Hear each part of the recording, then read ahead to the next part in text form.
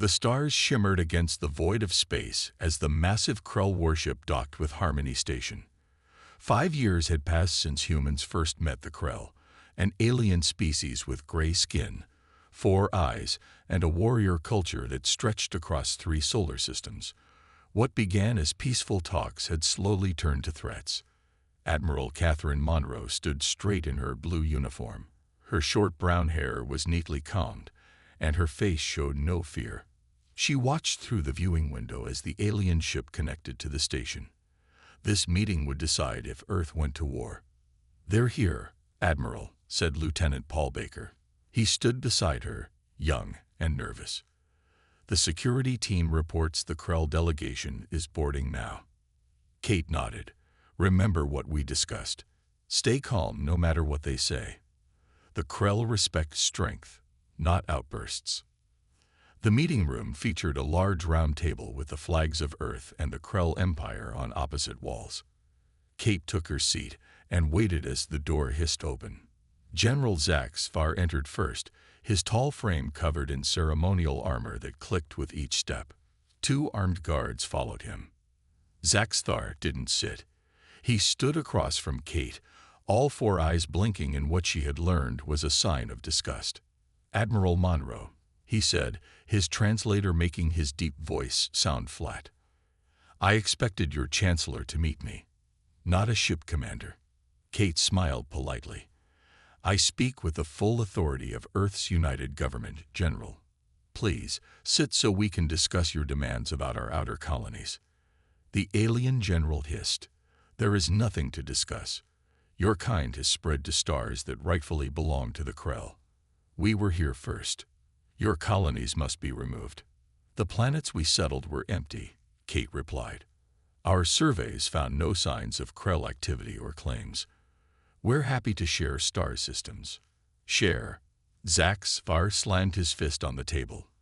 "The Krell do not share. We conquer. We rule. That is our way for 10,000 years." Kate kept her voice level. "And humans build, adapt, and cooperate. That is our way. Surely there's room in this vast universe for both approaches." The general's upper eyes narrowed while his lower ones widened, a sign of anger Kate had been briefed about. "You speak of cooperation because you are weak. Your ships are few. Your weapons primitive. You hide behind words because you cannot fight." "We prefer peace," Kate said, "but that doesn't mean we fear war." Zaxfar walked slowly around the table, his guards tensing. He stopped beside Kate's chair and looked down at her. "You humans are an accident of biology," he said coldly. "A mistake that crawled from the mud of your wet planet. The universe belongs to those strong enough to take it." Lieutenant Baker's face flushed red, but Kate gave him a warning glance. "Is that your final position, General?" she asked. Zaxfar laughed, a harsh sound like stones grinding together. "You humans are cowards. You speak of diplomacy when you should be preparing for the end." He stepped back. "I will return in 1 Earth month. You will surrender your colonies, or we will take them. Then perhaps we will take Earth too." Kate stood, matching the general's posture. "We'll have an answer for you in 1 month, General." The Krell delegation turned and left without further words. Once the door closed, Lieutenant Baker let out a breath. "They're not going to negotiate, are they?"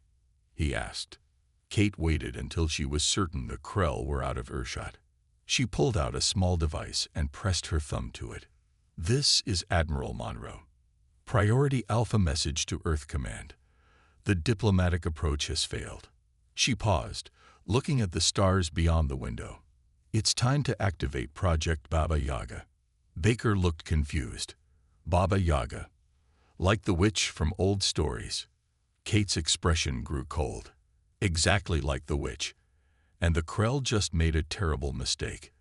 They threatened her home, deep beneath the Ural Mountains, in a facility known to only 12 people on Earth. Ice cracked and melted. Steam rose from a long metal tube as scientists in white coats moved quickly around monitors that beeped and flashed.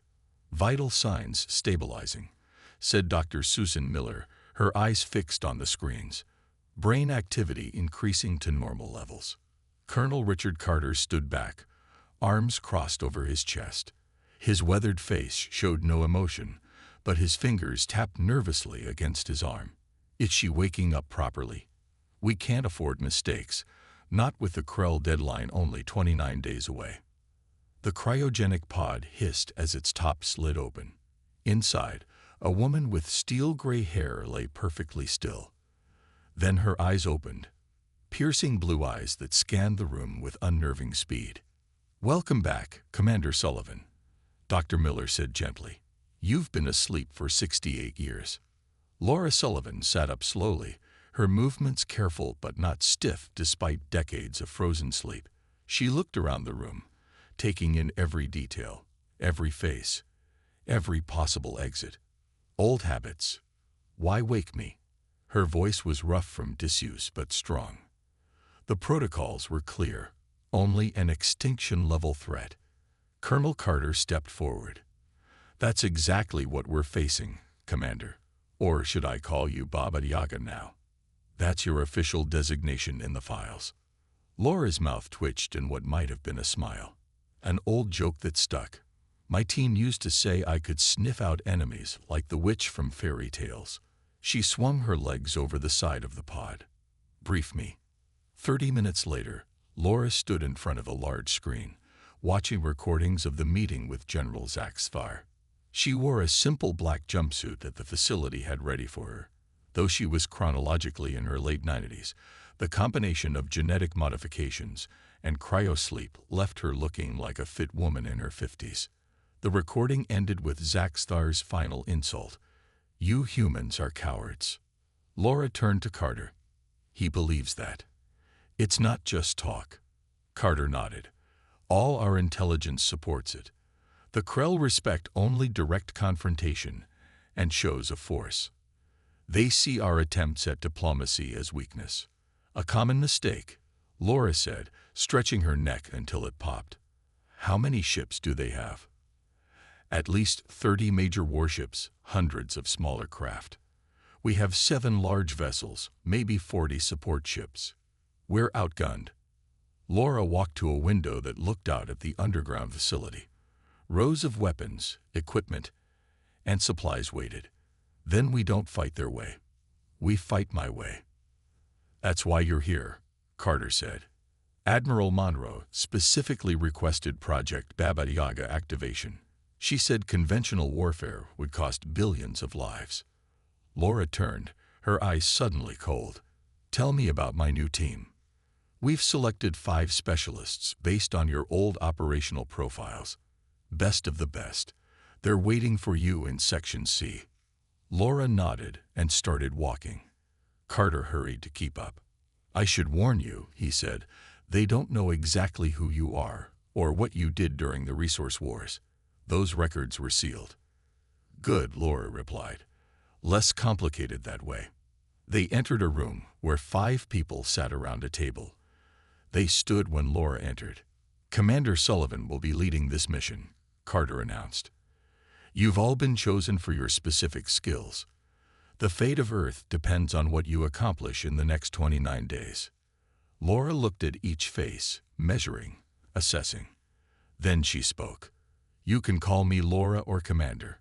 Some used to call me the Witch." She stepped to a digital map of known Krell territory. "In 29 days, an alien general expects us to surrender. Instead, we're going to teach him why humans are the most dangerous species in the galaxy." Her finger tapped a point on the map. "And we start here." 5 people sat around the table, studying Laura with careful eyes. She stood at the head of the table, back straight, face calm.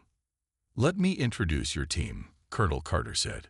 "First, Maria Gonzalez, our systems expert. She can break into any computer network, alien or human." A woman with short black hair nodded. Her fingers never stopped moving, tapping an invisible keyboard on the table. John Harrison, former Special Forces sniper, highest confirmed kill count in the North Africa conflict. A tall, thin man with a weathered face gave a slight nod. His eyes, a pale gray, seemed to look through Laura rather than at her. Samantha Blackwood, demolitions expert. She can build a bomb from just about anything. The youngest of the group smiled broadly. Her red hair was pulled back in a tight ponytail, and she had burned scars on her left forearm. Eric Winters, our xenolinguist and cultural expert. He studied the Krell for 3 years. A soft-looking man with glasses adjusted them nervously. I speak 4 of their dialects, though I'm not fluent in their military codes. And finally, Victor Rodriguez, infiltration specialist. He can become anyone. The last man was completely average in every way. Medium height, medium build, forgettable face. He smiled slightly at Laura. A pleasure to work with a legend. Laura walked slowly around the table. We have 28 days before the Krell expect Earth's surrender. In that time, we will make them regret ever threatening our planet. She stopped. Questions. Samantha raised her hand. Commander, with respect, how do 6 people fight an alien empire? They have us outgunned, outmanned, and their technology is better. Laura smiled. It was not a warm expression. We don't fight their empire. We destroy their will to fight. We make them fear shadows. We make them doubt their allies. We make them see enemies everywhere. And then, when the time is right, we show them exactly why humans have survived on Earth, the most competitive, deadly ecosystem in known space. She pressed a button on the table, and a hologram appeared. A sleek black ship unlike any standard Earth vessel. This is our transport. The official designation is Special Operations Vessel 12, but my old team called it a hut after Baba Yaga's moving house in the stories. It can slip past most detection systems. It's small, fast, and carries enough firepower for our needs. Eric Winters looked worried. The Krell have outposts all through their territory. They'll spot us. They'll spot a human ship, Laura corrected. They won't spot a Morden trading vessel. The Morden? Maria looked up from her tablet. They're the salamander-like aliens from the Orient sector. Laura nodded. The Krell have tense relations with them. We'll use that. Victor nodded in understanding. We pose as Morden, hit the Krell, and let them blame each other. Classic misdirection. Exactly, Laura said. Our first target is a fuel depot on the edge of Krell space. We hit it, damage it in a way that looks like Morden work, and disappear. John Harrison spoke for the first time, his voice quiet.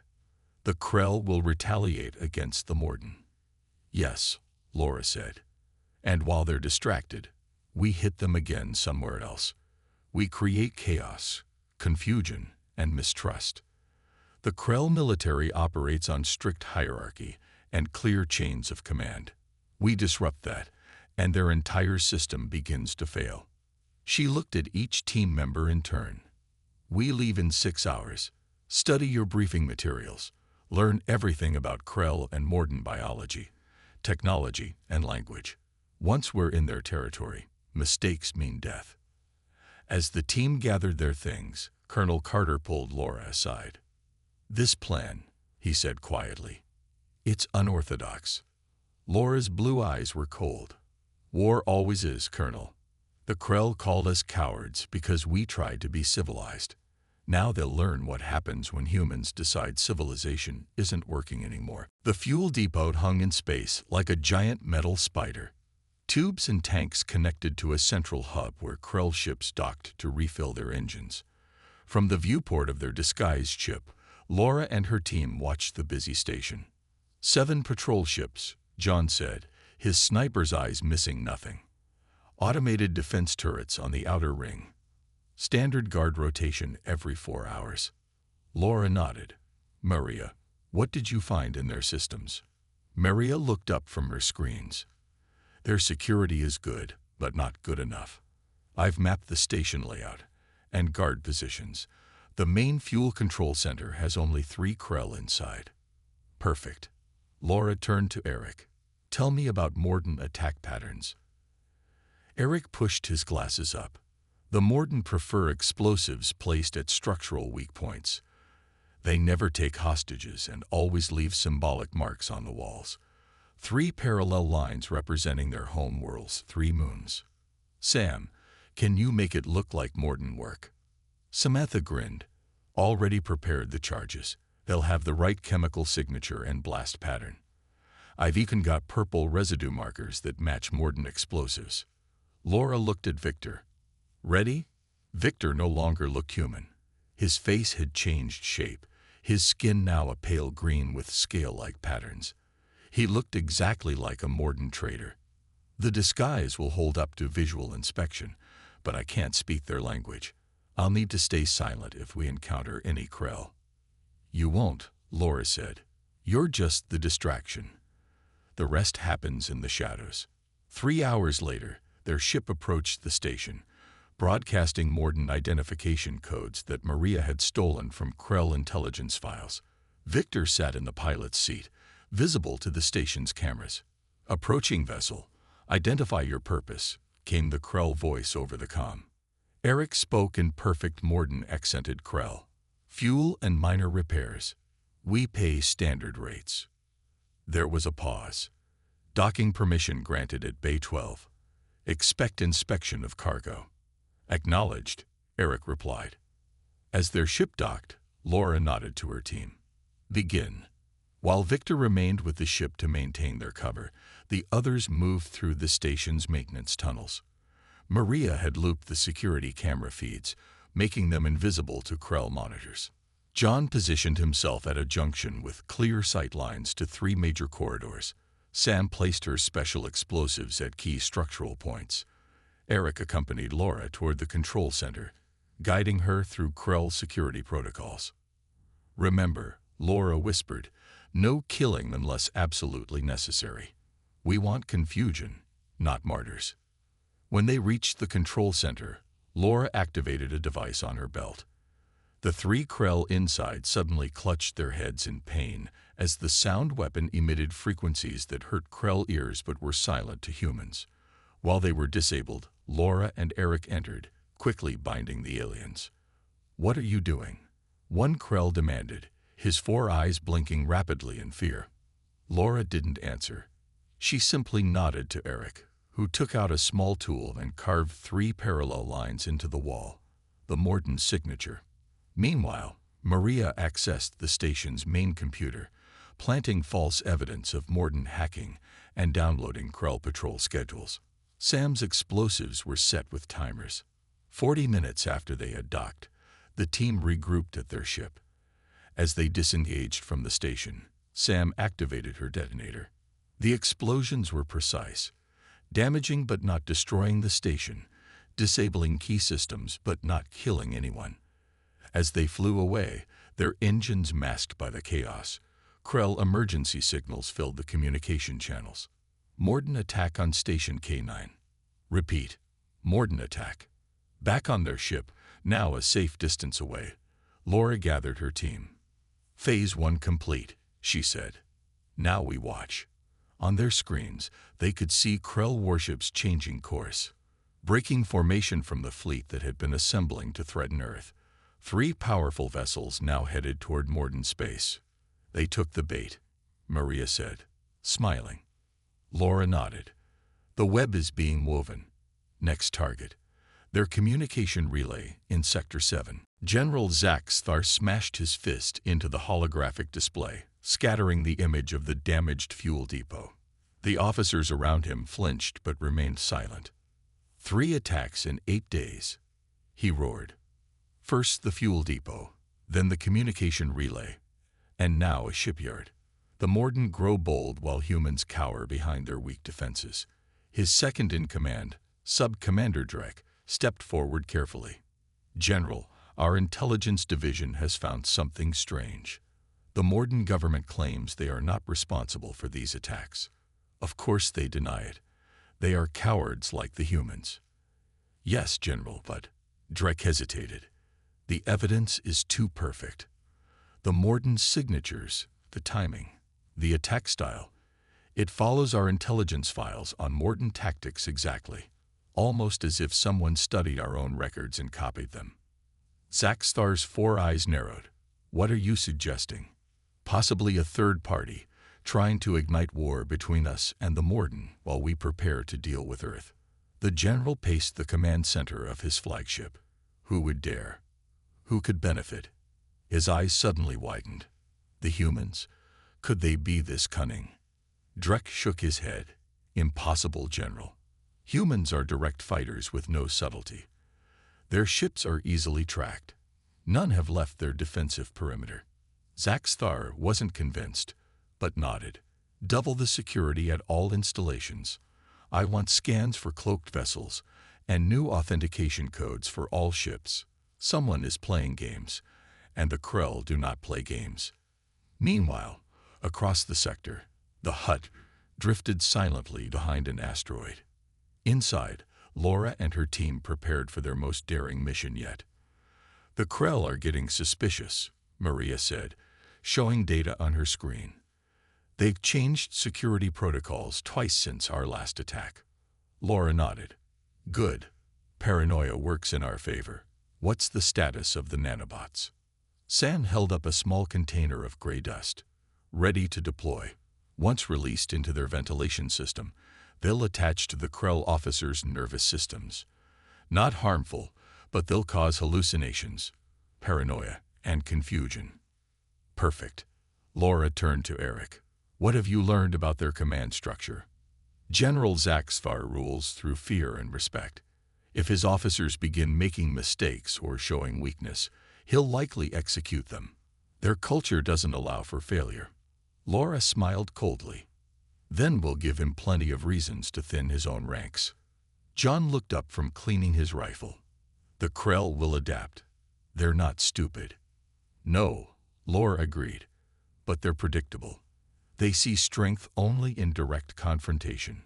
Shadows and whispers confuse them. She pointed to a holographic map. Their main command center processes all battle plans. We hit it tonight, while they're focused on finding Morden spies. Victor, now disguised as a Krell maintenance worker, nodded. I can get us access through the secondary cooling systems. Guards never check there.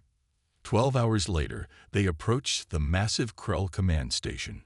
Unlike their previous missions, this time they used no disguise. Their ship's advanced stealth technology kept them invisible to Krell sensors as they matched speed with the rotating station. Airlock identified, Victor said. Maintenance cycle begins in 3 minutes. We'll have a 7-second window. Laura checked her equipment one last time. Remember, we're not fighting today. We're planting seeds of doubt. Get in, release the nanobots, plant the false evidence, and get out. No confrontations. The airlock opened automatically for the maintenance cycle. Victor, Laura, and Sam slipped inside while Maria and John remained on the ship, monitoring Krell communications. Inside the massive station, they moved like ghosts through service tunnels. When they reached the central air processing unit, Sam carefully released the nanobots into the system. Uptake will be gradual, she whispered. Effects start in about 6 hours. Meanwhile, Laura planted data chips in the command center's communication system. These contained false orders and reports that would appear randomly in the coming days, each suggesting treachery among the Krell officers. Planting the seeds of their destruction, Laura murmured as they slipped back toward the airlock. Soon, Zaxthar will see enemies everywhere except where they actually are. 17 days had passed since Laura Sullivan and her team began their shadow war against the Krell. On Earth, Admiral Monroe watched the reports with growing hope. The Krell fleet is in disarray, she told the Earth Defense Council. General Zaxthar has executed 3 of his top commanders for suspected treachery. Their attack timeline against Earth appears delayed. How long do we have? Asked a council member. Unclear, Monroe replied. But every day gives us more time to prepare our defenses. What the council didn't know was that Laura's team was preparing their most ambitious deception yet. Aboard the hut, now hiding in the dust ring of a gas giant in Krell territory, Laura studied a holographic map of Earth's solar system. The Krell are weakened but not defeated, she told her team. Zaxthar has consolidated his remaining loyal forces. He needs a victory to restore his reputation. Maria nodded. His spies will have reported that Earth continues to build defenses around the planet, but the moon remains largely unprotected, which makes it the perfect bait, Laura said, her blue eyes gleaming.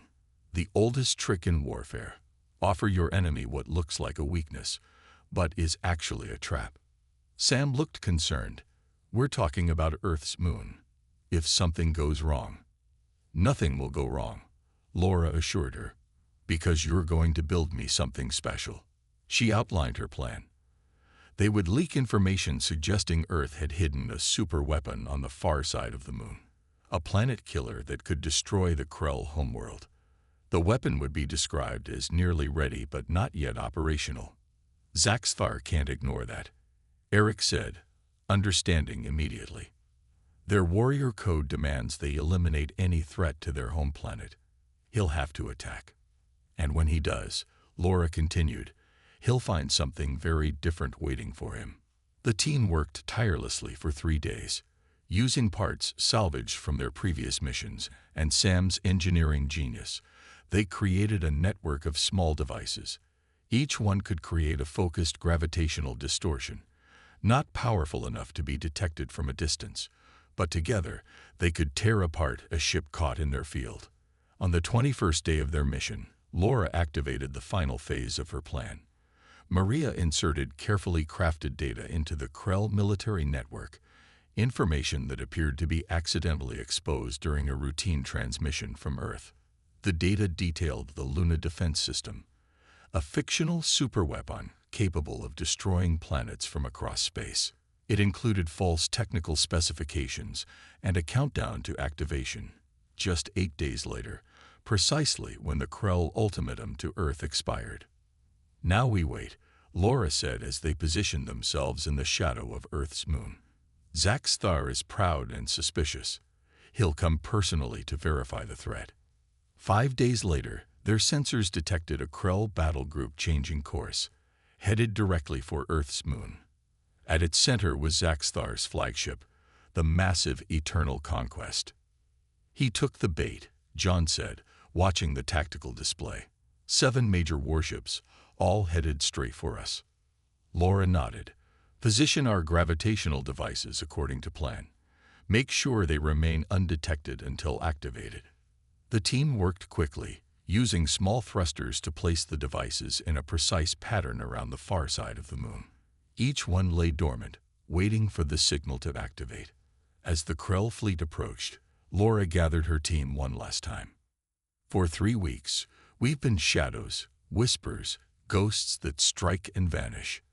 Now Zaxthar comes to face what he believes is our secret weapon. She looked at each team member. Today, we spring the trap. Today, we teach the Krell what humans are truly capable of. Sam looked out at the stars.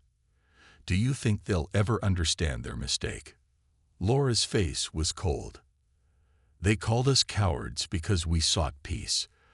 By the time this day ends, General Zaxthar will know the difference between cowardice and mercy. General Zaxthar stood on the bridge of his flagship, his 4 eyes fixed on the image of Earth's moon growing larger on the view screen.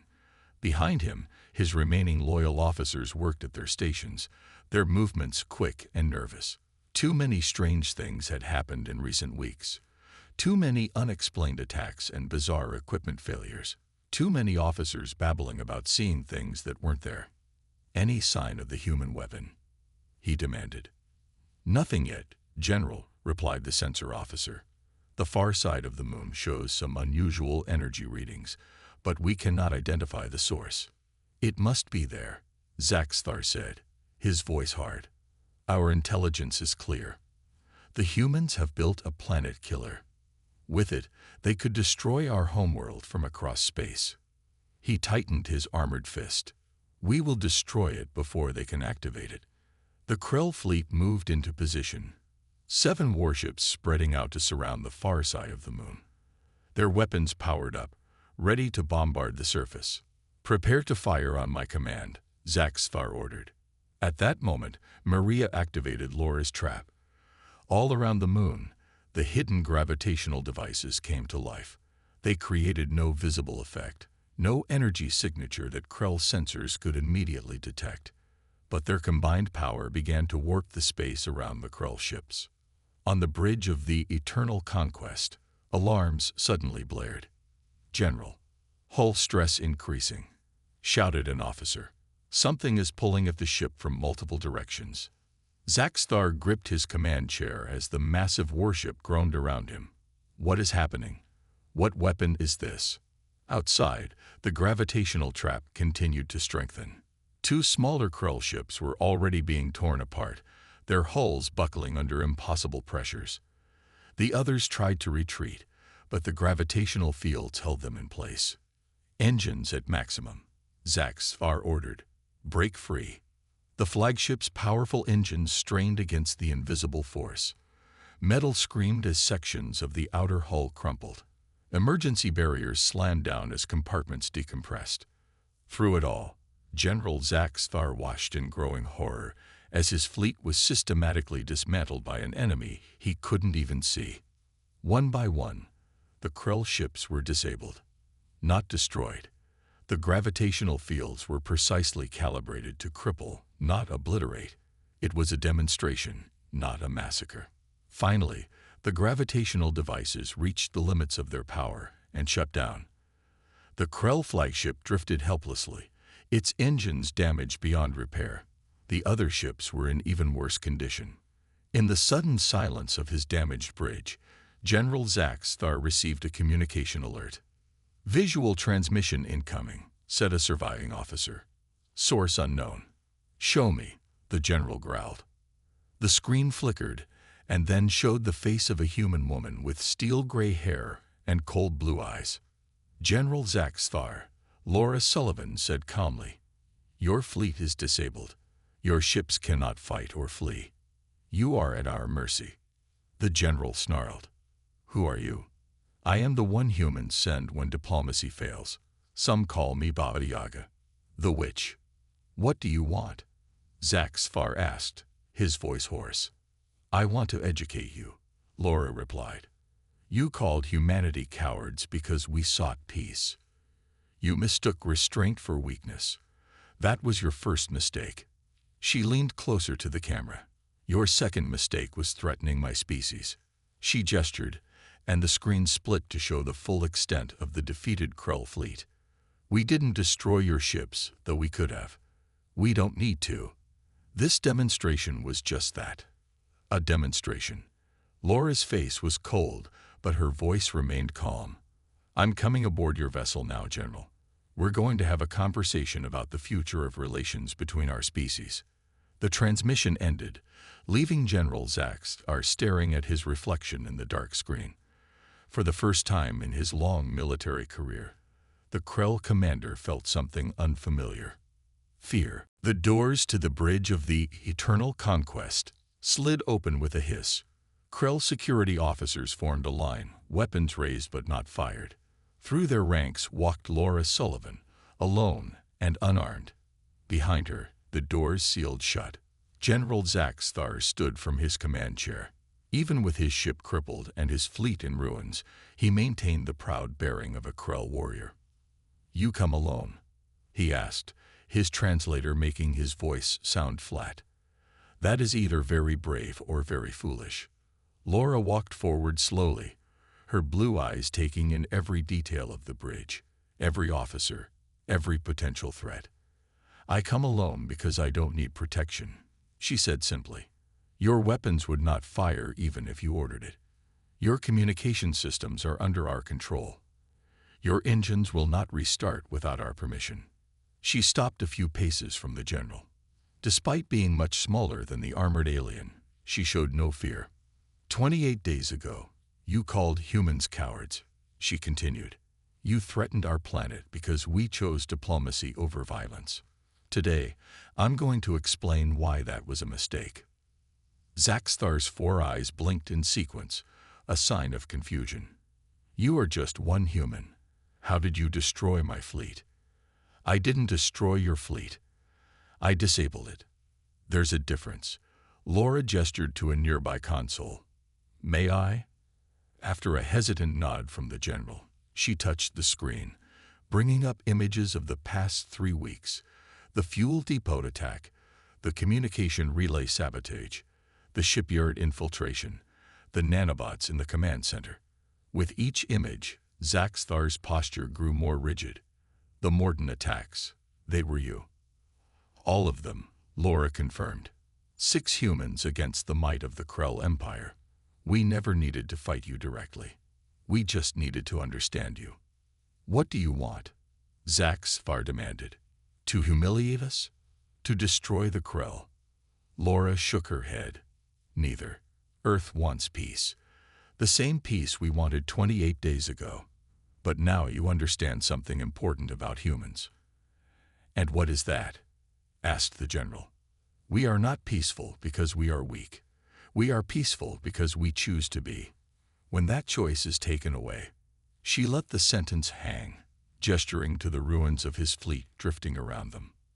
Zaxthar was silent for a long moment. Then he reached to his side and unhooked a ceremonial blade, the symbol of his rank and authority. He held it out, handle first, toward Laura. Among the Krell, to offer one's blade is to acknowledge defeat, he said quietly. You have bested me, human. Not in open combat, as I would have expected, but completely nonetheless. Laura took the blade, studying its intricate design. The Krell respect strength. I understand that. So know this, Earth's strength lies not in our weapons, but in our adaptability. We survived on a planet that tried to kill us every day for millions of years. We learned to overcome challenges in ways your people never needed to. She returned the blade to him, a gesture that caused murmurs among the Krell officers. Keep your symbol. Return to your people. Tell them that Earth desires peace, but is prepared for war. The choice is yours. 3 months later, Admiral Monroe welcomed Laura and her team back to Earth. A peace treaty had been signed with the new Krell leadership. General Zaxthar, rather than being executed for his failure, had become an advocate for understanding the humans better.